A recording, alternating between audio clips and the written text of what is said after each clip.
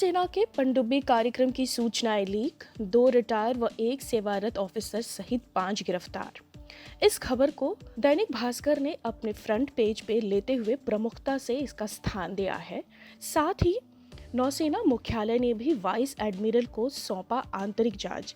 ये 5 सदस्यीय टीम गठित की गई है और इस खबर को दैनिक भास्कर ने अपने फ्रंट पेज पे जगह दी है और आगे बताया है कि नौसेना के पनडुब्बी बेड़े की खरीदी एवं रखरखाव प्रक्रिया की कमर्शियल सूचनाएं लीक हो गई हैं। इस मामले में केंद्रीय जांच ब्यूरो सीबीआई ने नौसेना के 2 रिटायर्ड अफसरों, 1 सेवारत कमांडर व 2 असैन्य नागरिकों को गिरफ्तार किया है। मामले की गंभीरता को देखते हुए नौसेना मुख्यालय ने भी आंतरिक जांच शुरू कर दी है। सीबीआई अब तक इस मामले में दिल्ली, मुंबई और हैदराबाद में 19 संस्थानों पर छापे मार चुकी है। नौसेना के सूत्रों ने भास्कर को बताया कि यह जांच 2 महीने से भी ज्यादा समय से चल रही है। सीबीआई ने सितंबर के आखिरी सप्ताह में एक रिटायर्ड कमांडो और एक रिटायर्ड कमांडर को हिरासत में लिया था। उसी समय 2 असैन्य नागरिकों को भी गिरफ्तार किया गया। उनसे हुई पूछताछ के बाद मुंबई में नौसेना की पश्चिमी कमान के मुख्यालय से एक सेवारत कमांडर को गिरफ्तार कर लिया गया। सूत्रों के मुताबिक सेवारत कमांडर ने रिटायर्ड अफसरों से वर्तमान में चल रहे किलो क्लास पनडुब्बी के आधुनिकीकरण प्रोजेक्ट की जानकारियां साझा की थीं। जांच को परत देख नई दिल्ली स्थित नौसेना मुख्यालय हरकत में आ गई है। आगे सूत्रों ने यह भी बताया है कि अब तक की जांच से पता चला है कि जो सूचनाएं लीक हुई हैं, वे पनडुब्बी की रिपेयर और रखरखाव संबंधी कॉन्टैक्ट के बारे में थी, लेकिन इस तरह की सूचनाएं एक ही सिस्टम में होती हैं। ये देखते हुए जांच का दायरा बढ़ाया गया है ताकि यह पता लगाया जा सके कि इससे अधिक जानकारियां तो गलत हाथों में नहीं पड़ गई हैं। नौसेना के सूत्रों ने कहा है कि अभी तक की जांच से यह साफ हो चुका है कि जो सूचनाएं साझा की गई उनका नौसेना के आगामी पनडुब्बी कार्यक्रम प्रोजेक्ट 75 से सरोकार नहीं है। और बिगड़ेगी दिल्ली की हवा। इस खबर को अमर उजाला ने अपने फ्रंट पेज में जगह देते हुए लिखा है कि 3 दिन में बढ़ेगी पराली जलाने की घटनाएं और बढ़ेगा PM 2.5 का स्तर। बारिश का दौर थमने के बाद दिल्ली एनसीआर में हवा फिर से बिगड़नी शुरू हो गई है। बीते 24 घंटे में वायु गुणवत्ता सूचकांक संतोषजनक श्रेणी से निकलकर खराब में दर्ज हुआ है। सफर का अनुमान है कि 3 दिन के भीतर पराली का धुआं और स्थानीय स्तर पर होने वाला प्रदूषण AQI बिगाड़ने में अहम कारक बनेगा। केंद्रीय प्रदूषण बोर्ड के मुताबिक मंगलवार को दिल्ली का औसतन AQI 149 दर्ज किया गया। एक दिन पहले यह 82 था। उधर मंगलवार को एनसीआर के शहरों में फरीदाबाद का AQI 149, गाजियाबाद का 176, गुरुग्राम का 124, ग्रेटर नोएडा का 149 व नोएडा का 154 रहा। सफर इंडिया के मुताबिक बारिश का दौर थमने और मौसम शुष्क होने के कारण 3 दिन के भीतर पराली जलाने की घटनाएं बढ़ेंगी। इससे हवा में PM 2.5 का स्तर भी बढ़ेगा। स्थानीय स्तर पर उड़ने वाले धूल व अन्य कारक भी PM 10 के स्तर में इजाफा करेंगे। बीते 24 घंटे में पड़ोसी राज्यों में पराली जलाने की 348 घटनाएं दर्ज की गई हैं। इससे हवा में PM 2.5 के स्तर की 8% हिस्सेदारी रही। SC/ST को प्रोन्नति में आरक्षण का ठोस आधार तय करे सुप्रीम कोर्ट। इस खबर को अमर उजाला ने अपने फ्रंट पेज में प्रमुखता से स्थान दिया है। केंद्र सरकार ने मंगलवार को सुप्रीम कोर्ट से अनुरोध किया है कि अनुसूचित जाति और जनजाति के लोगों को सरकारी नौकरी के दौरान प्रोन्नति में आरक्षण देने के लिए स्पष्ट और निर्णायक आधार तय करे। सुप्रीम कोर्ट ने इस मामले में अपना फैसला सुरक्षित रख लिया है। केंद्र की ओर से पेश अटॉर्नी जनरल के वेणुगोपाल ने justice L Nageswara Rao, justice Sanjiv Khanna और जस्टिस BR गवई की पीठ से कहा है कि दोनों समुदाय पीड़ितों से मुख्य आधार से कटे हैं और देश हित में उन्हें बराबरी का मौका देने के लिए हमें आरक्षण के रूप में इक्वालिटी सामने रखना होगा। वेणुगोपाल ने कहा, यदि आप केंद्र और राज्यों के लिए एक स्पष्ट और निर्णायक आधार नहीं तय करेंगे तो मुकदमों का अंबार लग जाएगा। कोर्ट ने कहा, देशद्रोह से बड़ा कोई अपराध नहीं हो सकता। इस खबर को दैनिक जागरण ने अपने फ्रंट पेज में प्रमुखता से खबर लेते हुए कहा है कि हिजबुल मुजाहिदीन के 4 आतंकियों को सजा सुनाते हुए दिल्ली की अदालत ने कई तल्ख टिप्पणी की है। पटियाला हाउस कोर्ट ने कहा, देशद्रोह से बड़ा कोई अपराध नहीं हो सकता है जो सामाजिक व्यवस्था को प्रभावित करता हो।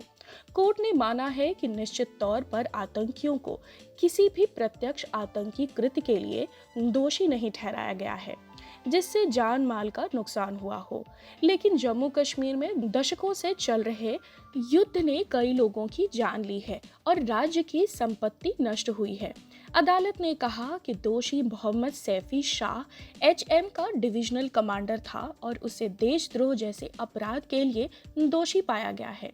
कोर्ट ने मोहम्मद सैफी व मुजफ्फर अहमद डार को 12-12 साल और तालिब लाली व मुश्ताक अहमद लोन को 10-10 साल की कैद की सजा सुनाई है। गवाहों को सुरक्षा दे यूपी सरकार। सुप्रीम कोर्ट ने लखीमपुर खीरी कांड के गवाहों की संख्या पर भी उठाए सवाल। इस खबर को दैनिक जागरण ने अपने फ्रंट पेज में प्रमुखता से इस खबर को ली है और कहा है कि सुप्रीम कोर्ट ने मंगलवार को उत्तर प्रदेश सरकार को आदेश दिया है कि लखीमपुर खीरी हिंसा मामले के सभी गवाहों को गवाह सुरक्षा योजना 2018 के मुताबिक पुलिस सुरक्षा दी जाए। साथ ही कोर्ट ने अन्य महत्वपूर्ण गवाहों के बयान भी CRCP की धारा 164 के तहत मजिस्ट्रेट के समक्ष जल्द दर्ज कराने का निर्देश देते हुए कहा कि अगर बयान दर्ज नहीं कराने के लिए मजिस्ट्रेट उपलब्ध नहीं है तो जिला जज नजदीक के मजिस्ट्रेट से बयान दर्ज कराएंगे। इसके अलावा कोर्ट ने हिंसा में मारे गए 2 लोक पत्रकार रमन कश्यप और श्याम सुंदर के बारे में उत्तर प्रदेश सरकार को अलग स्थिति रिपोर्ट दाखिल करने को कहा है। मामले पर 8 नवंबर को फिर सुनवाई होगी। 3 अक्टूबर को लखीमपुर खीरी में 4 प्रदर्शनकारी गाड़ियों से कुचले गए थे। इसके अलावा 3 अन्य लोगों को उग्र भीड़ ने पीट कर मार दिया था। इस हिंसा में एक पत्रकार भी मारा गया था। घटना में कुल 8 लोग मारे गए थे। 2 वकीलों ने प्रधान न्यायाधीश को पत्र लिखकर मामले में दखल देने और जांच करने का आग्रह किया था। भारत में बच्चों का टीका जाइकोव-D मंजूर है। कोवैक्सीन को अप्रूवल मिलना बाकी है पर लगने की तारीख तय नहीं है। इस खबर को दैनिक भास्कर ने अपने फ्रंट पेज में जगह देते हुए लिखा है कि 40 से ज्यादा देशों में 18 से कम उम्र की आबादी का टीकाकरण शुरू हो चुका है। यूरोपीय देश सबसे आगे हैं, लेकिन ब्रिटेन इसमें पिछड़ गया है। यही वहां संक्रमण की नई लहर का कारण बना। ब्रिटेन में रोज 40,000 से ज्यादा मरीज मिल रहे हैं, जबकि यूरोप के अन्य देशों फ्रांस, जर्मनी, इटली, स्पेन आदि से संक्रमण कम है। इन देशों में बच्चों का वैक्सीनेशन बेशक ब्रिटेन के बाद शुरू हुआ, लेकिन रफ्तार तेज होने की वजह से ये ब्रिटेन से आगे निकल गए हैं। ब्रिटेन एकमात्र यूरोपीय देश है जहां हफ्ते में प्रति 1 लाख आबादी 1000 बच्चे संक्रमित हो रहे हैं। फ्रांस, जर्मनी, स्पेन समेत अन्य देशों में यह दर 200 से कम है। ब्रिटेन में 15 साल से कम उम्र की 37% आबादी को 1 डोज लग गई है, जबकि स्पेन, फ्रांस में 65% से ज्यादा बच्चे पहली डोज लगवा चुके हैं। यही कारण है कि इन देशों में संक्रमण यूरोप में सबसे कम और ब्रिटेन में ज्यादा है। हालांकि अस्पताल में भर्ती होने की दर ब्रिटेन में भी कम है। नया नियम बनाने का प्रस्ताव। बाइक पर 4 साल की उम्र तक का बच्चा है तो 40 किलोमीटर प्रति घंटे से ज्यादा नहीं हो सकेगी रफ्तार। इस खबर को दैनिक भास्कर ने अपने फ्रंट पेज में जगह देते हुए कहा है कि बाइक पर यदि चालक के साथ 4 साल तक की उम्र का बच्चा बैठा है तो उसकी रफ्तार 40 किलोमीटर प्रति घंटे से ज्यादा नहीं हो सकेगी। हादसों में बच्चों की सुरक्षा के लिए यह नियम बनाया जा रहा है। केंद्रीय सड़क परिवहन और राजमार्ग मंत्रालय ने इसके लिए प्रस्ताव भेजा है। मसौदे में कहा गया है कि 9 महीने से 4 साल तक के सहयात्री बच्चों को क्रैश हेलमेट पहनाना जरूरी होगा। बच्चों को चालक के साथ चिपकाकर बैठाने के लिए सेफ्टी हार्नेस का इस्तेमाल जरूरी होगा। इससे यह सुनिश्चित होगा कि किसी झटके और अप्रिय स्थिति में बच्चा गिरे नहीं। मंत्रालय ने इन नियमों के संबंध में आपत्ति और सुझाव मांगे हैं। दोपहिया वाहन में 4 साल तक के बच्चे के साथ तीसरी सवारी बैठने की छूट है।